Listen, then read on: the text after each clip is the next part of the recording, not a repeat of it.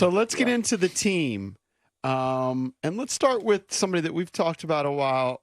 Coulibaly was his rookie season. Talk about his development, because long-term, look, you're taking over a team that's in a rebuild phase. Coulibaly was the first draft pick of this front office.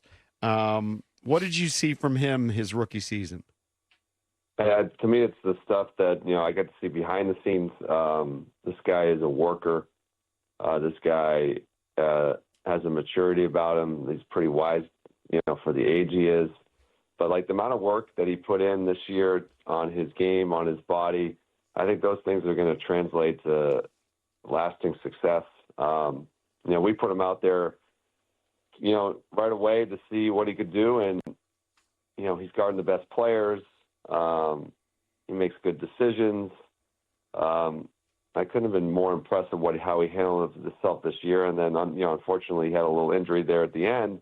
But he's the type of guy who's already took advantage of that and was able to get an early start in his off season working on his body. So couldn't be more happy to have him in our program and in our organizations, because he just represents the type of people we want, guys who love the game, guys who want to work. And I think we have a bright future with Bilal. We're joined by Brian Keefe, new Wizards head coach. So we were just talking about Bilal with the number 2 pick upcoming in the NBA draft. You're probably going to draft another young player. What is that challenge like, where you're going to have Bilal, who I believe is still 19, say you pick another 19 or 20-year-old, you're going to be giving 19 and 20-year-olds big minutes on a huge stage. What is that like, especially taking over this team full-time as the head coach?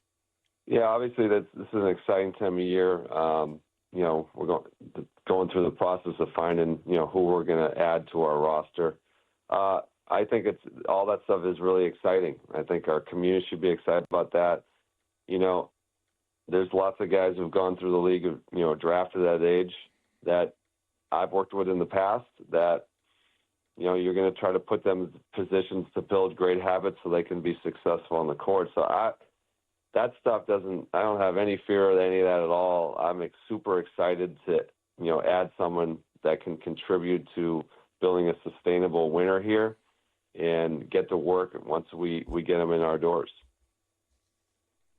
Wizards fans, you haven't been here very long, but Wizards fans are very, very frustrated. I'm sitting across the table from one right now. And we've had number 1 picks overall. We've had top 3 picks, get to the playoffs, get bounced in the first round or second round. And then lately, obviously, have not been to the playoffs. Coach, this number 2 pick, it's got to hit. It just has to hit big. And I know you know that. Coulibaly has to hit too. But just in terms of the last, 20 plus years, this fan base is just assuming the worst. So kind of talk to us about what you're kind of looking for with this number 2 pick based on the guys that are available. First of all, I'm not the expert here in the draft for sure. We have, our front office, they've been doing their work all year. Mm-hmm. They're the ones out there who are studying. They've been the ones who've been going to the games.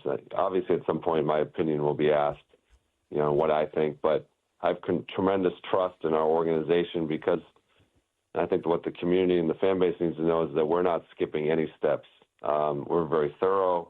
We're very detailed in this organization. And I think when you make decisions based like that, those are going to lead to getting the right player, the right person. And character is obviously a big part of the type of people who love the game, who have great work ethic, who want to get better, who love the gym.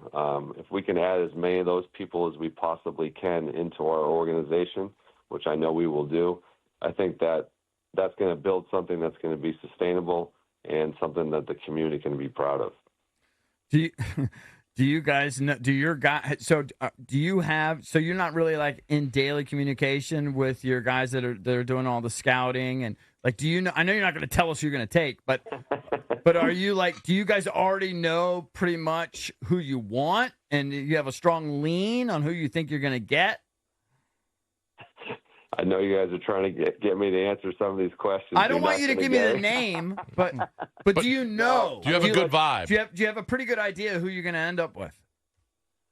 I think you go through the process of this stuff. I'm obviously in communication with, there's a lineman here with our organization from, coaching staff to ownership Right. to the front office. So like I'm in step with everything that we're doing. We're just involved in the process, and that's how that's how I coach the team too. Like we focus on the day to day. I think that was one of the main things I did when I coached the team this year is that we just focused on what we could control today. How can we get better today? And I think that showed, some growth here at the end of the year, and that's what we're going to continue to do the offseason. So even big decisions like this, I know that's how our organization thinks. So I think that leads to the good decision making.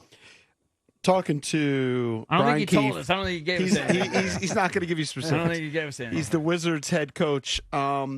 Watching the NBA playoffs, and we're going to see this in the NBA playoffs, you see a lot of teams with non-traditional point guards initiating offense, right? I know the Celtics have Drew Holiday, but you'll often see Jaylen Brown or Jason Tatum initiate the offense. Luka's a point guard, but maybe not a not traditional point guard. And I've always thought about this with Deni. I used to call Deni Luka light, and that's tough probably to call him. It was just based on a preseason game, his first ever preseason game. I was like, this guy could probably bring the ball up the court and be a point guard and develop that way. Do you see him developing into a role where he can initiate the offense more? And it seemed like he was doing that more down the stretch this season. Yeah, I definitely think you saw that. Deni's a very versatile player. I wanted the ball in his hands more. Obviously, you see an uptick in his usage and his stats the last, 35 games or whatever amount of games I end up coaching. But he's a good decision maker. He can see the game. He can put pressure on the rim. So definitely that's something that we see going forward with Deni. And obviously thrilled to continue to coach him. He's a guy who loves to be in the gym, loves to work. So I agree. He's someone that he has multiple skill sets, and we're going to take advantage of that.